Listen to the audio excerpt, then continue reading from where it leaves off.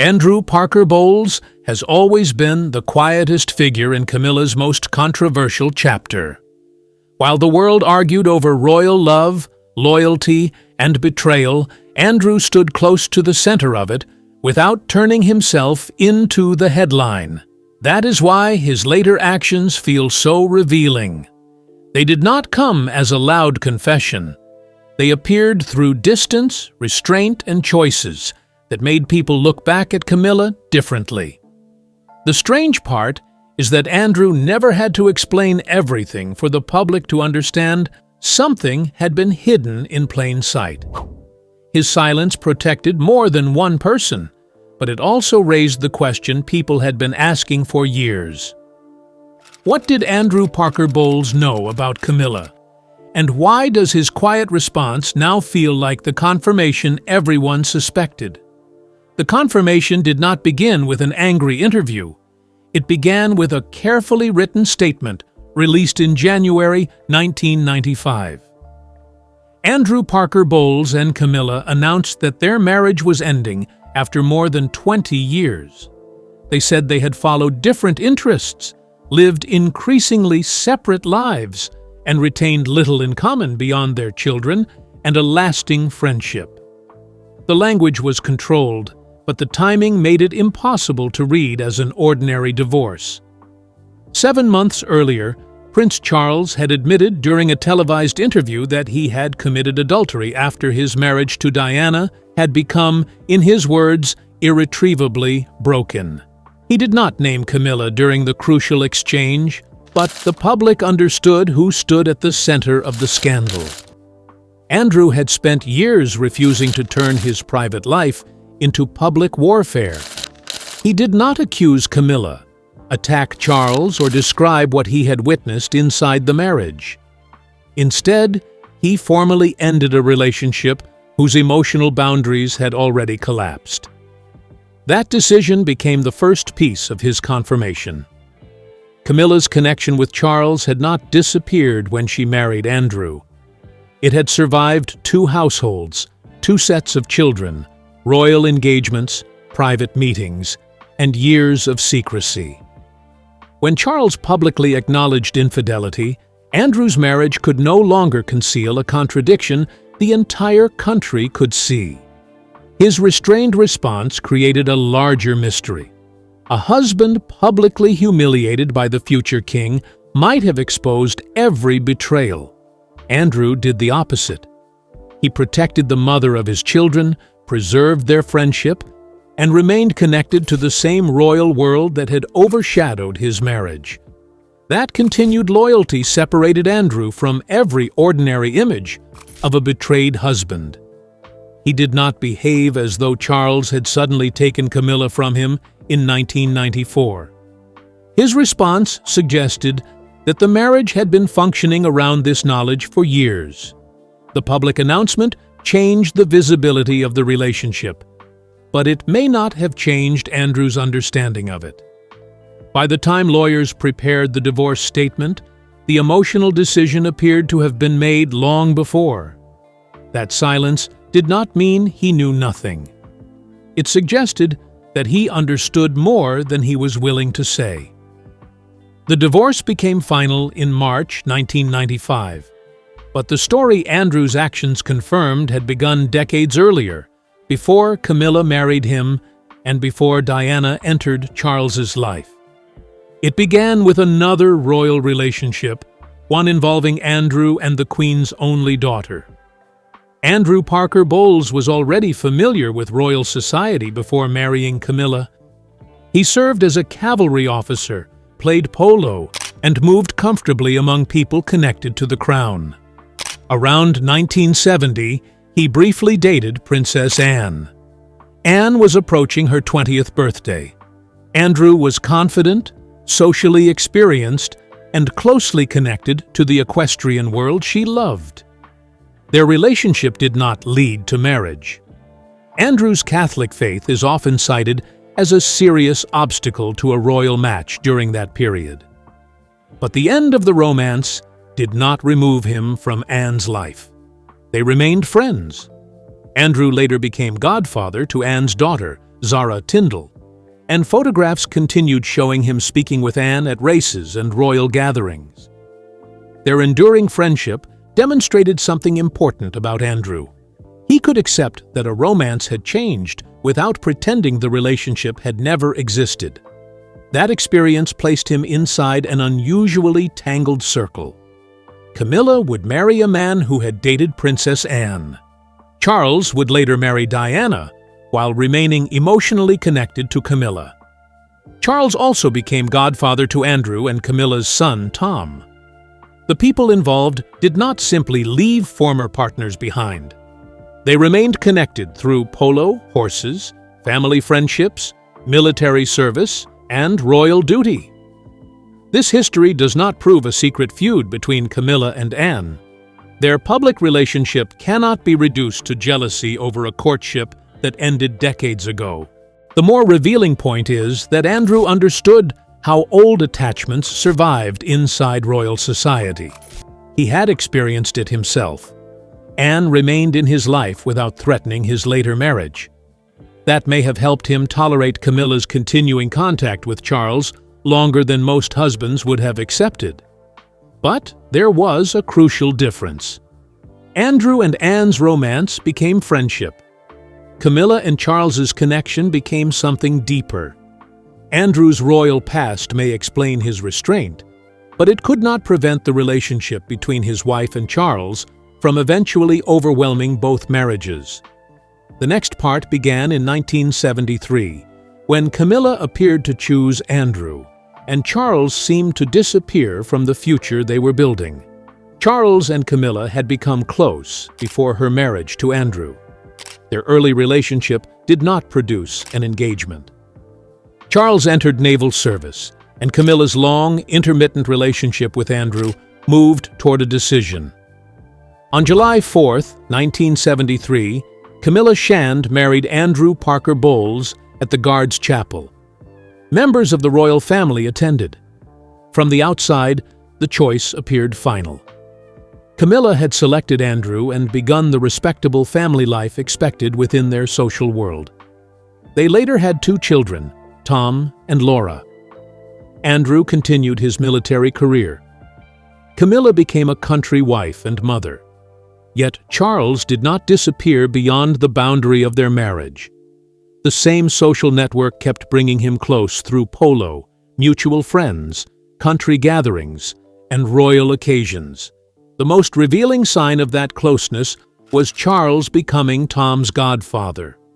The man who had once loved Camilla was not treated as a dangerous former partner. He was welcomed into the family's intimate circle. For Andrew, this may initially have seemed manageable. His own friendship with Anne proved that former romances did not always threaten later relationships. Charles and Camilla could present their connection as friendship, while everyone continued performing their expected roles. But the arrangement carried a hidden weakness. Andrew's friendship with Anne had not become the emotional center of his life. Charles's bond with Camilla had never been fully resolved. It remained available whenever either of them felt dissatisfied, lonely, or misunderstood. Andrew and Camilla's marriage was also reportedly unconventional on both sides. Andrew was widely linked with other women. That context may explain why he did not respond to Camilla's contact with Charles, as Diana later did. Their marriage had developed its own rules, even if those rules were never publicly stated. The public saw a married couple. Behind that image existed a network of tolerated freedoms. Andrew could live within it because he understood its boundaries. Diana would later enter the same circle without agreeing to those rules. When Charles married Diana in 1981, the old relationship should finally have become harmless history. Instead, 2 marriages began moving toward the same breaking point. Charles married Lady Diana Spencer in July 1981. The wedding created the image of a royal fairy tale, but Diana entered the marriage young, emotionally open, and expecting exclusivity. She did not understand Camilla as an old friend who could remain safely inside the social circle. She saw her as the woman Charles had never emotionally surrendered. During the 1980s, the private relationship between Charles and Camilla reportedly became intimate again. By then, both were married and both had children. Andrew occupied an extraordinary position. His wife's connection with the future king was becoming increasingly difficult to conceal. Yet he continued serving, attending events, and moving through the same royal world. His apparent tolerance has often been mistaken for ignorance. The later timeline suggests something else. Andrew likely understood that his marriage was unconventional and that Camilla's attachment to Charles had never entirely vanished. His own reported relationships outside the marriage complicated any claim to injured innocence. But Diana had never consented to that arrangement. She believed marriage meant that Charles had chosen her emotionally as well as publicly. Reminders of Camilla appeared before the wedding and during the honeymoon. Diana later described the bracelet Charles intended for Camilla and the photograph she found among his possessions. These were not harmless souvenirs to a 20-year-old bride. They suggested that she was competing with a living relationship. Diana's health began carrying the pressure. She spoke about bulimia, loneliness, and the desperate need to be heard. She could smile beside Charles in public while privately feeling that another woman occupied the emotional place she had expected to hold.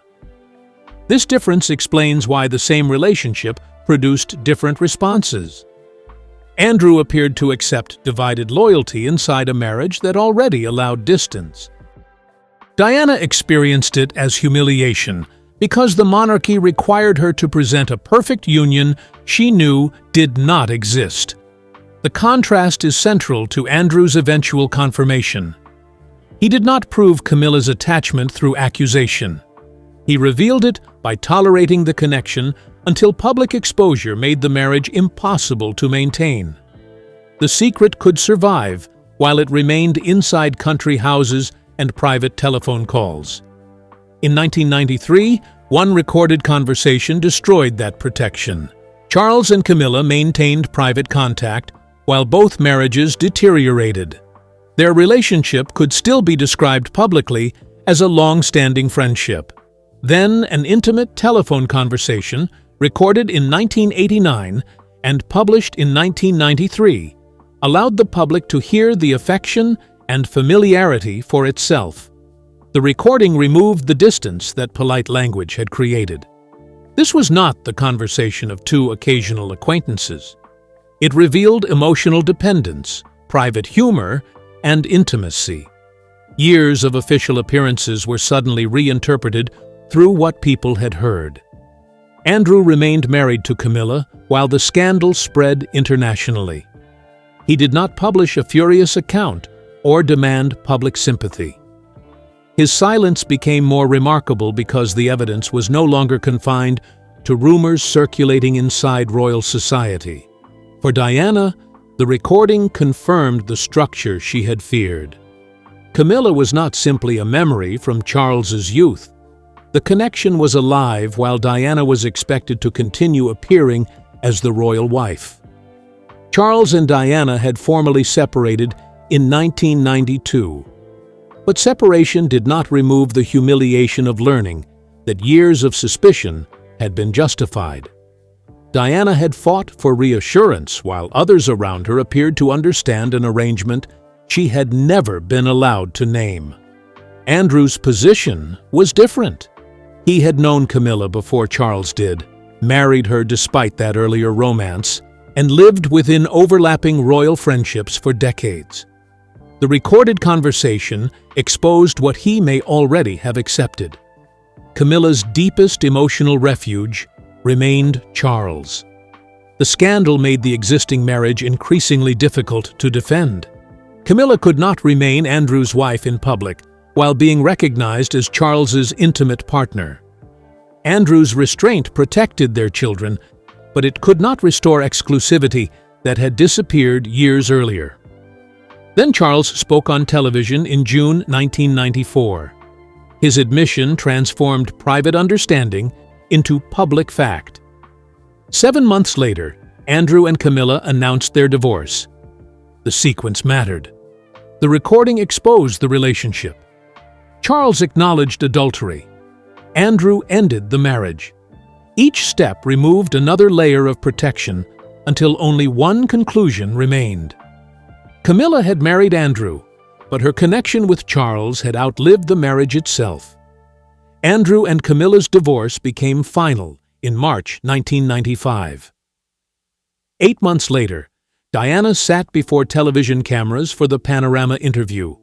She described her bulimia, loneliness, damaged confidence, and the collapse of her marriage. Then, she delivered the sentence that permanently defined Camilla's place in the story. "There were 3 of us in this marriage," Diana said, "so it was a bit crowded." The line gave emotional language to what Andrew's divorce had already acknowledged through action. Both marriages had contained Charles and Camilla's connection, but Diana and Andrew experienced that intrusion differently.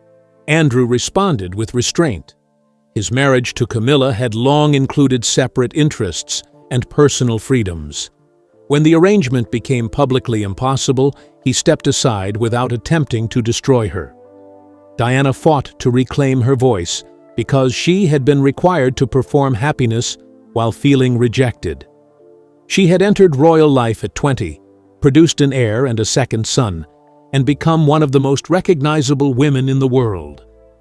None of that gave her the emotional security she wanted from Charles. For Diana, Camilla was not merely the person Charles loved before marriage. She represented the belief that Diana had been selected for duty, while another woman remained his preferred companion. Andrew's silence could not lessen that pain. An arrangement tolerated inside one marriage became devastating inside another because Diana had never agreed to it. The social code protecting Charles and Camilla required her to doubt her own judgment while continuing to smile beside them. By the end of 1995, the structure was exposed. Charles had admitted adultery. Andrew and Camilla were divorced. Diana had identified the third person. Yet Andrew's most revealing confirmation would come after the humiliation. A bitter former husband might have disappeared from Camilla's life. Andrew remained her friend. He protected their relationship as parents and continued appearing inside the same royal circle. That choice suggested that he had not been suddenly defeated by Charles. He had accepted the emotional reality long before the public did. In 1996, Andrew married Rosemary Pittman. He continued his life without selling the private history of his marriage or turning Camilla into a public enemy. Andrew and Camilla remained connected through Tom and Laura, family occasions, horses, and mutual friends. His silence carried more weight as Charles and Camilla gradually moved into public view. Andrew could have challenged their version of events. He could have described when the renewed relationship began, or revealed what he knew. Instead, he allowed the timeline to speak. This restraint was not weakness. It protected his children from being placed between their parents and the future king. It also reflected the unusual social world in which the relationships had developed. Andrew understood that public revenge would not restore the marriage. It would only deepen the scandals surrounding everyone involved. His continuing friendship with Princess Anne added another layer. The former couple still appeared together at equestrian events, and Andrew remained Zara's godfather. The old romance had become a durable friendship without threatening later lives.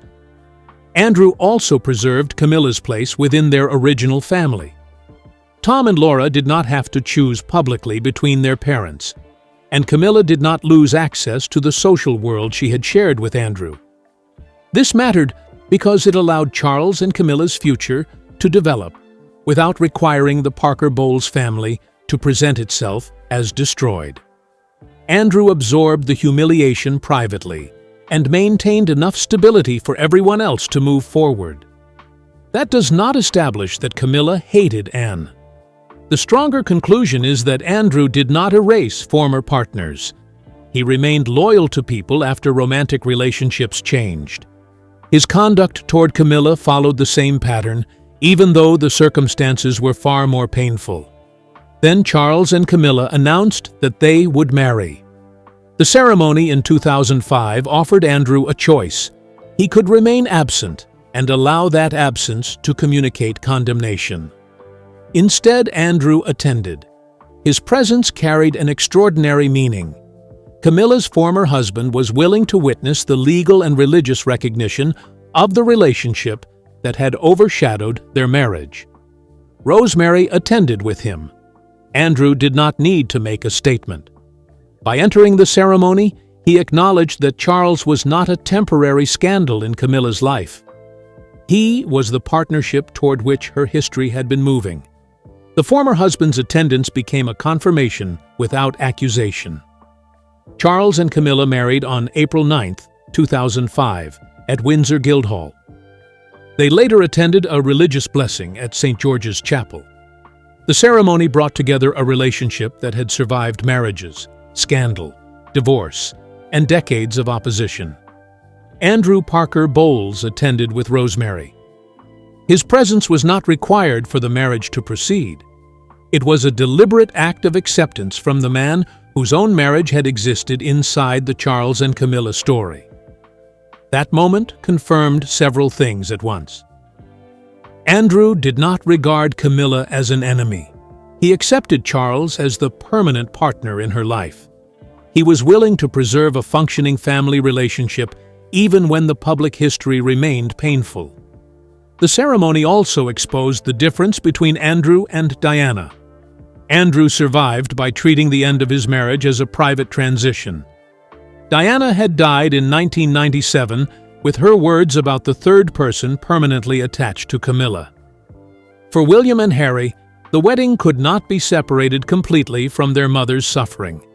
Their later difficulties with Camilla developed through complicated family experiences, public pressure, and competing loyalties. But the original wound remained visible. Charles had married the woman Diana believed displaced her inside the marriage.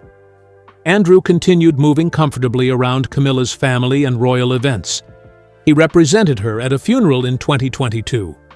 He attended the 2023 coronation, where Camilla was crowned beside Charles. In May 2026, Camilla publicly greeted him at the badminton horse trials. That later meeting completed the pattern. More than 30 years after their divorce, the former spouses could still appear together without open hostility. Andrew had not been expelled from Camilla's world when she became queen. His behavior does not reveal every private conversation. It reveals the outcome he accepted. Camilla's marriage to him had ended, but their friendship survived. Her relationship with Charles had endured and become the defining partnership of her life. Andrew's silence was no longer empty. It was written across every event he chose to attend. Camilla's transformation was completed when Charles became king. Queen Elizabeth II had expressed her wish in 2022 that Camilla be known as Queen Consort when the time came. At the coronation in May 2023, Camilla was crowned beside Charles. The woman who had once married Andrew while Charles remained in her social circle now occupied the highest public position available beside him. The relationship dismissed for years as friendship had become the permanent royal partnership. Andrew attended the coronation. Once again, his presence mattered more than an angry statement would have done. He watched his former wife receive a crown beside the man whose connection with her had overshadowed their marriage. His acceptance did not erase Diana's wound. Camilla's rise remained connected in public memory to the princess who had described a crowded marriage. William and Harry carried that history differently as their own relationship deteriorated. Harry's departure from royal duties and separation from William arose from many later conflicts. Camilla alone did not create their division. Yet Diana's experience became part of the emotional inheritance both brothers carried. One remained inside the institution that had governed their mother's life, while the other built a future outside it. The crown gave Camilla legitimacy. It could not remove the timeline Andrew's conduct had preserved. She married Andrew in 1973. Charles remained close. The relationship became intimate again. 2 marriages collapsed. Andrew stepped aside. Charles and Camilla married. Andrew attended. Camilla became queen. Andrew remained her friend. Every stage answered the same question without requiring him to betray a confidence. Who had remained Camilla's lasting emotional partner? The answer was not Andrew. His continued friendship showed that he had accepted this without allowing bitterness to define the rest of his life. That generosity made the confirmation more powerful. Andrew was not speaking as an enemy seeking revenge. His decisions formed the record. The final reveal is therefore contained in the life he permitted to unfold. Andrew Parker Bowles confirmed what people had suspected about Camilla through the choices he made across more than 50 years. He married her despite her earlier relationship with Charles. He allowed Charles to remain inside their social and family circle. He stayed silent as the renewed intimacy became public. When Charles admitted adultery, Andrew ended the marriage without trying to destroy Camilla. When Camilla married Charles, Andrew attended with his second wife. When she became queen, he attended the coronation. Decades after their divorce, he could still greet her publicly and remain connected to their children and the royal family. Those actions confirmed the central truth. Camilla's bond with Charles survived her marriage to Andrew and ultimately became the defining partnership of her life. Andrew's earlier romance with Princess Anne makes the royal knot more extraordinary. It shows how former relationships remained inside the same social circle. But his friendship with Anne does not prove a hidden feud with Camilla. It reveals why Andrew may have understood that old attachments could survive without becoming public war. The difference was that Camilla and Charles did not remain former lovers. Their connection endured through other partners, children, public disgrace, divorce, Diana's memory, and decades of opposition. It ended with Camilla beside Charles on the throne. Diana paid the heaviest emotional cost. What Andrew could tolerate inside an unconventional marriage became unbearable for a young princess expected to present a fairy tale. Diana felt replaced while being required to deny that replacement before the world. Andrew's confirmation therefore contains 2 truths. Charles and Camilla shared a love strong enough to survive extraordinary resistance. That same love caused suffering for people who had never consented to its cost. His conduct also explains why one dramatic confession was unnecessary. A spoken accusation could have been challenged as anger from an abandoned husband. Andrew's decades of consistent behavior are harder to dismiss. He accepted the divorce, recognized Charles and Camilla's marriage, appeared at their ceremonies, and continued treating Camilla as family. Each decision repeated the same conclusion without exposing his children to another scandal. He did not confirm this through revenge. He confirmed it by stepping aside, protecting his children, attending the wedding, witnessing the coronation, and remaining Camilla's friend. The final answer is written across his silence. Camilla may have married Andrew Parker Bowles, but her deepest loyalty had remained with Charles. Whether that story should be remembered as enduring love or a victory purchased through other people's pain is the question Andrew's acceptance leaves behind.